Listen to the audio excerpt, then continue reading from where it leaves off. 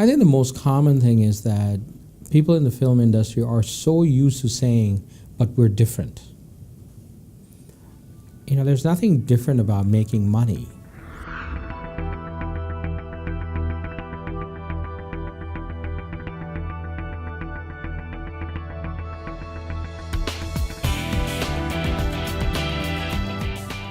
Secondary underwriter is someone who is the public-facing entity that is able to take the threats, the hits, the hate from anyone who the investors and the venture capital firms do not actually fund or invest in. We look at a project at its face value as well as the value or the cost it may ultimately have. So to give you an example, someone might come to an investor and say, will you please invest in this movie? And the total budget is $5 million. While that person may think it's only going to cost $5 million, they've taken into consideration all their special relationships with studios, camera crews, set crews, everybody. While if that person, God forbid, got struck by a truck, the investor is now left with a project that might cost them $12 million. Producers, directors, script writers, they go to investors and they say, will you invest in this movie? We can't guarantee that you're going to make money. They think that they're being honest by saying those things. But in reality, they need to understand that when you say those things, you're telling the investor not to invest in them. Why would any investor in their right mind take money that they've worked very hard for, or even inherited for that matter, had nothing to do with earning the money, but still put money into a project that they know or they're told that's going to sink money? So instead of this false pious, false integrity of saying, but you may not make money, instead of doing that, when you meet with the investor, tell the investor all the things you're doing or you're going to do in order to make sure they make their money. Okay, like product placement, like distribution, like prints and advertising dollars, foreign distribution. Talk about the things that matter instead of give me the money and you may make money, but there's a greater chance you may not make money. And 1 + 1 is always 2. If you tell them it's 1.5, you're stealing from them. If you tell them it's 3, you're lying to them. So you got to keep it true. Honesty isn't about telling them that you're going to lose money. Honesty is having the integrity to figure out all the ways that you can make money with that movie. Raising money is more than half the job. You can have the best script, and have the best cast, and have the best crews, but if you don't have the funds, you can't make it. And in order to get the funds, again, I go back to that argument that entertainment industry always throws at investors. But we're different. No, you're not different. You're still making a product. It has to sell for more than the cost that it made. If you can't pay for the cost of making it, then you need someone else to bear that cost. If somebody else is going to bear that cost, they'd like their money back with some interest. Hopefully it's money, it's a return that they're going to receive on an ongoing basis. For an independent movie producer, raising the funds is critical to whether they're going to have their movie made or not.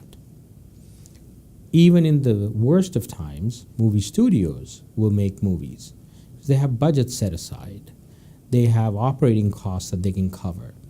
They also have existing agreements with larger companies for product placement. But reality is the studios have these great relationships. They nurture them. They take them out. They wine and dine them because that's a huge source of income for them. The independent movie producer needs to do the same. Do not go to an investor and ask them to give you money for a slate of movies.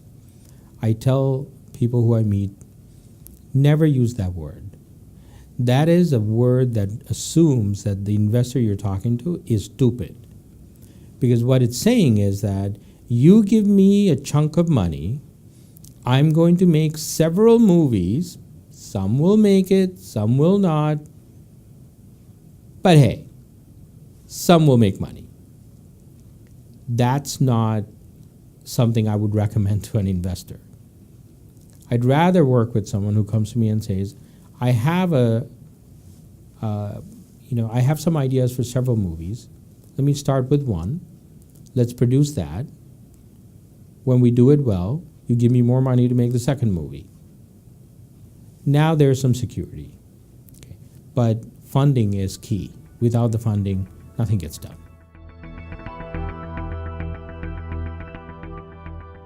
Why should someone invest in a movie? Very good question. Reality is, when the writer, when the producer, when the director is telling the investor, you may make money, but you know our industry, we don't really make money. That's not a good way to start with an investor, and nor if the investor invests in someone who tells them that they may not make money, that investor deserves to lose their money. So why should someone invest? Well, there are many reasons why people invest in movies. Number one, it's for glamour. If a corporation wants to fund the creation of a movie because that corporation gets to put their name on it or gets to have their high-rise building in the movie, maybe it's an advertising cost. Okay. Why should someone invest in a movie? It should be for no different of a reason that they invest in real estate or buy a classic car. You need to be able to sell it for more money than you spent. If you can't do that, you're not investing. If you know going in that you're not going to make money, it's not an investment. Best part of being in finance is that it's an absolute. As much as people make mistakes, unless your calculator broke down or you wrote this wrong formula in an Excel spreadsheet, it's an absolute. Being in finance, 100% is your total budget.